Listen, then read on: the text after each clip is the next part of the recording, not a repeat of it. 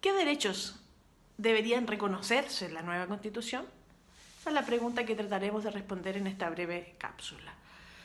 Vamos a empezar por hacer un recorrido de nuestra historia constitucional. Por ejemplo, aquí el reglamento constitucional de 1812, durante el gobierno de José Miguel el Breve, gobierno de José Miguel Carrera, que por ejemplo reconoció la libertad de vientres en nuestra tierra y de esa manera se abolía la esclavitud.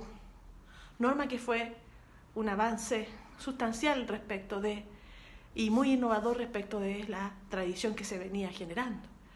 La Constitución de 1833, que transcurre hasta 1925, fue una constitución eminentemente liberal, con los derechos individuales básicos reconocidos, como por ejemplo el derecho a la vida, el derecho a la libre circulación, el derecho a un debido proceso, entre otros.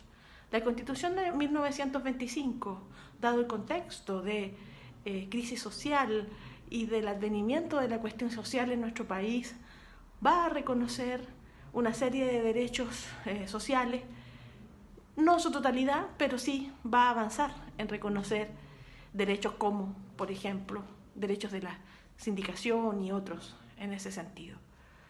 Y ahora, en la Constitución de 1980 se retoma la tradición liberal y se reconocen y se dejan de reconocer derechos sociales que sí estuvieron contenidos, por ejemplo, en el Acuerdo Constitucional de 1970 durante el gobierno del presidente Salvador Allende.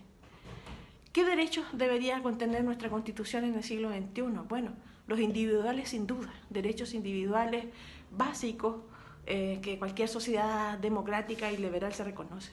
Pero aparte de eso, obviamente va a tener que reconocerse una serie de derechos sociales, ¿no? Y ahí es donde está la vinculación entre la tradición liberal y la tradición socialdemócrata, ¿no? Las constituciones de corte socialdemócrata han reconocido derechos sociales en su contenido, como el derecho a la vivienda, el derecho a la salud, el derecho a la educación, los derechos de libertad sindical, como el derecho de sindicación, el derecho a negociar colectivamente o el derecho a huelga, entre otros. Por ejemplo, también, a propósito de la crisis climática, se debería reconocer en su totalidad y en todas sus dimensiones el derecho a vivir en un medio ambiente libre de contaminación.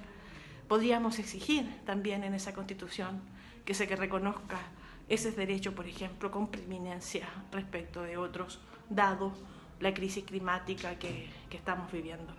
Una Constitución socialdemócrata se va a tener que hacer cargo necesariamente de esos derechos y de aumentar los espacios de participación democrática y ciudadana.